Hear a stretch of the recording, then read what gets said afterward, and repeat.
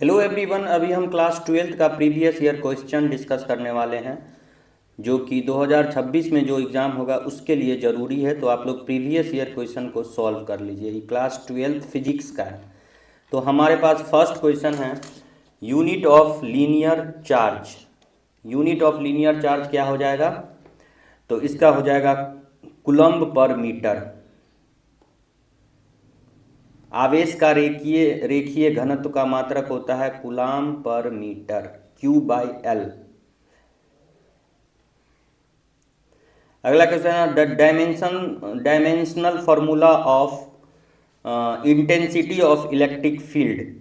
तो इसका डायमेंशन आपको निकालना पड़ेगा इलेक्ट्रिक फील्ड का। MLT-3A-1 होता है, क्योंकि इंटेंसिटी ऑफ इलेक्ट्रिक फील्ड होता है फोर्स अपॉन Q। विद्युत क्षेत्र की तीव्रता का विमीय सूत्र होता है फोर्स बाय क्यू, बल बाय चार्ज, आवेश। विद्युत क्षेत्र की तीव्रता प्रति इकाई आवेश पर लगने वाला बल है। तो ये है आपका intensity of electric field is the force experience per unit charge. तो फोर्स का डायमेंशन लिखेंगे। फोर्स का डायमेंशन क्या होता है? MLT-2 Q का होता है 80। तो इसको अगर डिवाइड करेंगे तो MLT-3A-1 होता है। फोर्स इक्वल टू क्या होता है? MA, mass into acceleration. तो ये कुछ बेसिक है जो कि आप लोगों को ध्यान में रखना है। नेक्स्ट है the number of electron present in 8 coulomb negative charge is. Number of electron 8 coulomb negative charge is क्या हो जाएगा? इसका आंसर हो जाएगा, चूंकि Q इक्वल टू क्या हो जाता है? Q इक्वल टू हो जाता है N into E. Q equal to होता है N इंटू ई। तो N बराबर हो जाएगा Q/E। Q कितना दिया है? 8, और E का वैल्यू होता है इलेक्ट्रॉन पे कितना चार्ज होता है? 1.6 इंटू 10⁻⁹। तो ये हो जाएगा 8 इंटू 10/16, क्योंकि पॉइंट हटेगा 10 का पावर 19 ऊपर चला जाएगा। 5 इंटू 10⁻⁹। तो इसमें ये ध्यान रखना है Q equal to NE। Electron पे कितना चार्ज होता है? 1.6 इंटू 10⁻⁻90। तो N का वैल्यू निकल जाएगा।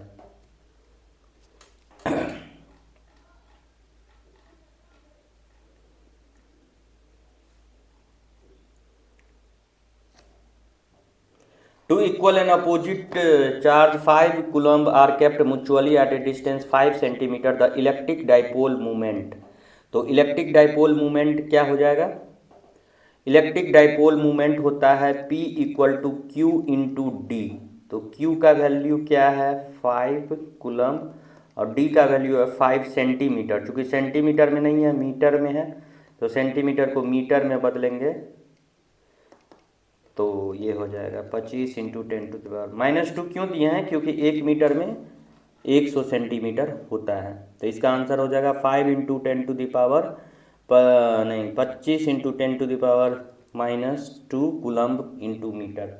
तो इसमें फॉर्मूला याद रखना है, इलेक्ट्रिक डाइपोल मूवमेंट होता है Q into D.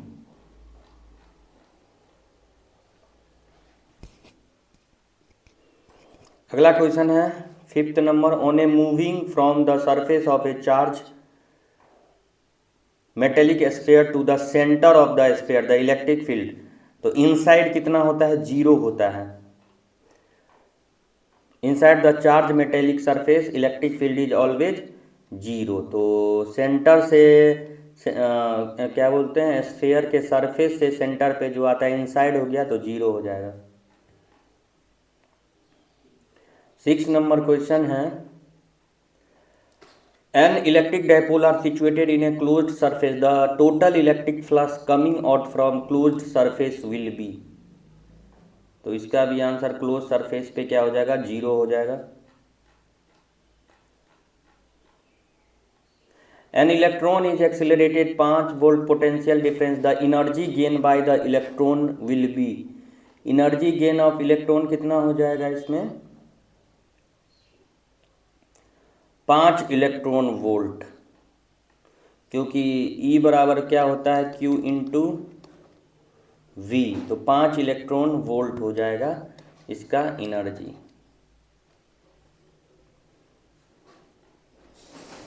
The relationship between electric field E and electric potential V is, तो E बराबर हो जाएगा minus D V by D R. A number इसका आंसर हो जाएगा, क्योंकि electric field is the negative gradient of the electric potential होता है। अगला क्वेश्चन है the electrostatic energy is the system make by two electric dipole kept at a distance R is proportional to, तो इसमें none of the above हो जाएगा क्योंकि r -3 के बराबर होता है इलेक्ट्रोस्टैटिक एनर्जी जो होता है। पिको फैराडे किसका यूनिट है? Pico farad is the unit of electric capacity. C answer हो जाएगा। एक पिको फैराडे में 10 का पावर -12 आता है। पिको मतलब होता है 10 का पावर -12 पिको, तो इसको ध्यान में रखना है। Capacity of any condenser does not depend upon, capacity condenser का जो कैपेसिटी होता है किस पे डिपेंड नहीं करता है, तो शेप, साइज और डिस्टेंस पे तो डिपेंड करता है, चार्ज पे डिपेंड नहीं करता है, तो इसका आंसर हो जाएगा चार्ज।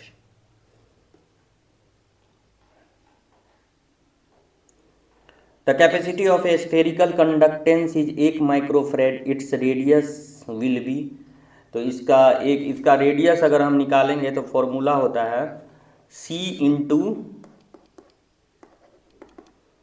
1/4 पाई एप्सिलॉन नॉट, क्योंकि C बराबर होता है 4 pi epsilon not into R, तो इसमें अगर पुट करेंगे सबका वैल्यू तो आंसर हो जाएगा लगभग 9 किलोमीटर के आसपास।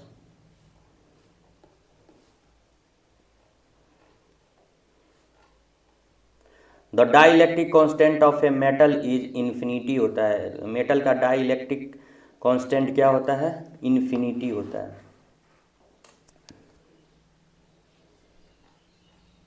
Which of the following is block bye capacitor, capacitor क्या ब्लॉक कर देता है? डीसी, डीसी करंट को क्या कर देता है? ब्लॉक कर देता है। अगला है कि 40 वाट और 2 bulb 40 watt and 60 watt are connected to 220 volt source, the ratio of the resistance will be, the ratio of resistance power equal to क्या हो जाएगा? V स्क्वायर बाय R, तो R इक्वल टू क्या हो जाएगा?